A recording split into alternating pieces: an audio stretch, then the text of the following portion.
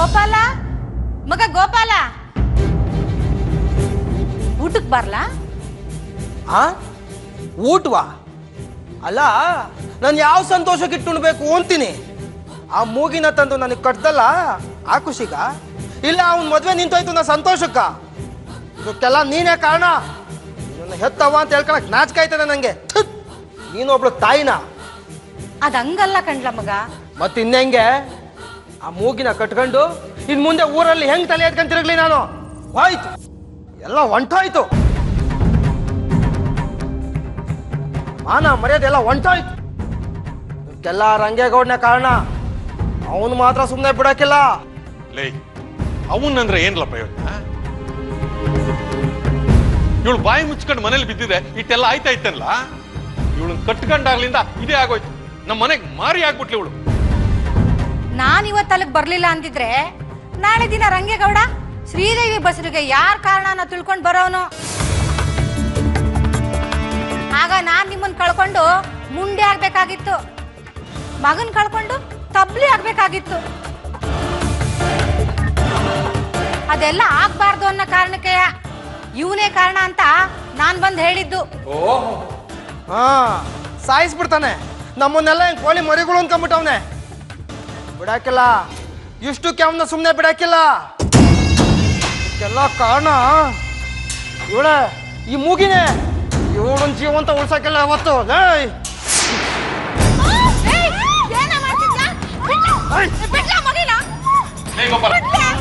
ಕೈಗೆ ಬುದ್ಧಿ ಕೊಡ್ಬೇಕಲ್ಲ, ಬಿಡ್ಲಾ ಬಿಡ್ಲಾ ಕೈನ.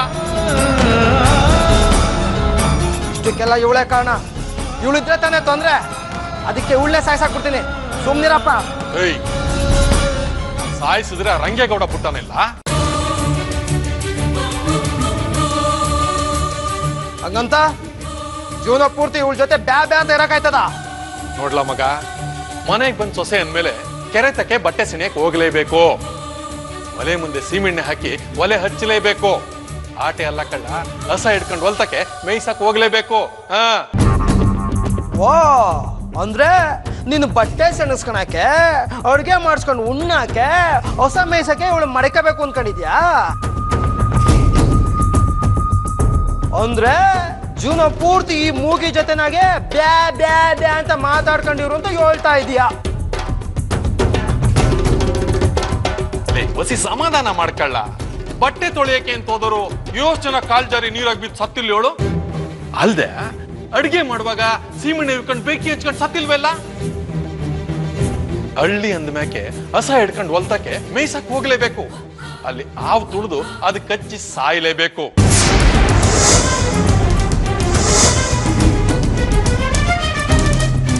ಈಟೊಂದ್ ದಾರಿ ಇರುವಾಗ ನೀ ಯಾಕ್ಲಾ ಸಾಯಿಸಿ ಸುಮ್ನೆ ಅಪವಾದ ಬರ್ಸ್ಕೊತೀಯ? ಇದೆಲ್ಲ ಬೇಕಿಲ್ಲ ನಿಂಗೆ.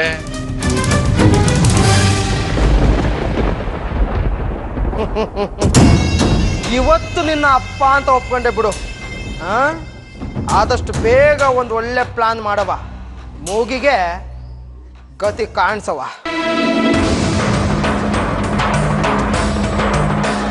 ನಮ್ ರಂಗೇಗೌಡ ಇರೋ ಗಂಟ ಯಾವುದೇ ಕಾರಣಕ್ಕೂ ಈ ಹೆಣ್ಮಗಿಗೆ ಏನೂ ಆಗಕ್ಕಿಲ್ಲ ಅನ್ನೋದು ನನಗೆ ಸಂದಾಗಿ ಗೊತ್ತೈತೆ. ಬಾರವ ನೀನು.